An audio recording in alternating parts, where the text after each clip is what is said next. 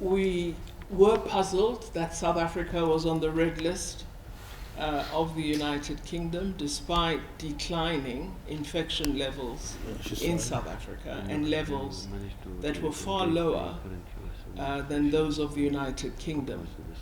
So we are pleased that after the scientists of South Africa gave full data to the UK panel that advises the government this week decided sensibly that they would lift South Africa, remove South Africa from that red list from the 11th of October. We are pleased at that because both countries' tourist sector depends on travel between the UK and South Africa. We have hundreds of thousands of tourists each year from the United Kingdom who come to South Africa. We believe it's safe to travel to our country now that we're at level 1 of the pandemic, and given that we are having a very robust vaccination program, we believe our country can now welcome visitors from various countries across the world.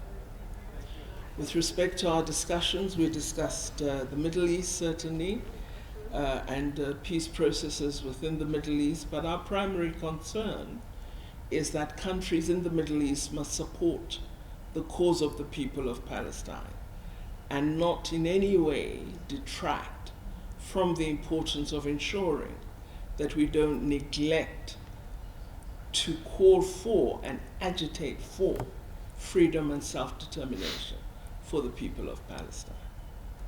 On Afghanistan, we did not discuss the Afghanistan situation. I had that discussion earlier with the Deputy Minister of Foreign Affairs of Qatar.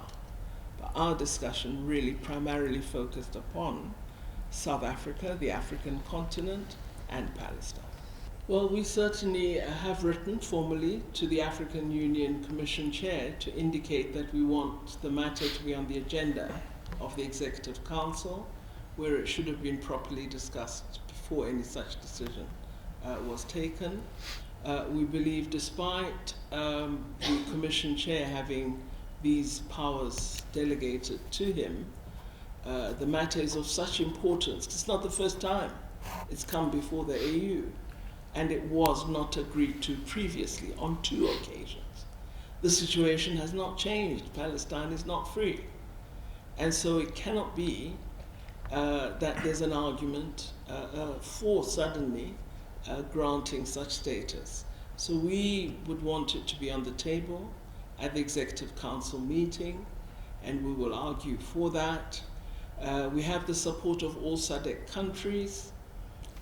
We have taken a decision, a resolution at the SADC summit. We've also been speaking to other countries on the continent. We had a wide range of discussions at the General Assembly with countries outside of Southern Africa, and we continue to lobby and talk to our fellow colleagues in the Executive Council. We are told that we might not succeed, but we believe it will be a tragedy should Africa be aligning itself to Israel at a time when the self-determination and enjoyment of human rights, which is a basic demand South Africans and all Africans have had, when this is not resolved for the people of Palestine, we as Africans should not be granting such a space to Israel.